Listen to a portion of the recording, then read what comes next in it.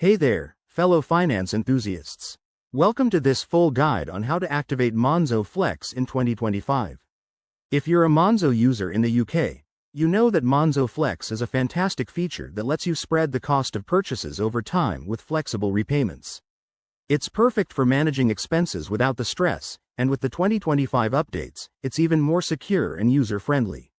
Whether you're new to this or just need a refresher, stick around because I'll walk you through it step by step in just a couple of minutes.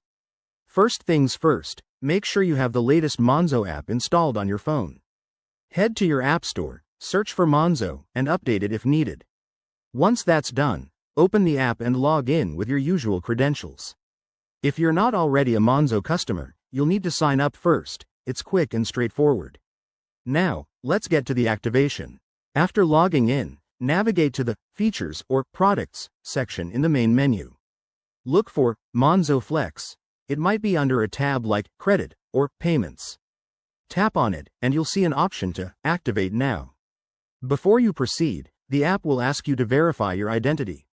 This could involve a quick check like entering a code sent to your phone or answering security questions. Don't skip this, it's for your protection. Next, you'll need to review and agree to the terms and conditions. Take a moment to read through them. They cover things like interest rates and repayment schedules. If everything looks good, hit Agree and Continue. Now, you might be prompted to set up your repayment preferences, such as how much you want to pay each month. Customize this based on your budget. Monzo makes it easy. One quick tip. If you run into any issues, like an error message, double-check your internet connection or contact Monzo support through the app. They're super helpful. Once activated, you can start using Monzo Flex right away for eligible purchases. And there you have it. That's how you activate Monzo Flex in 2025. It's a game changer for flexible spending.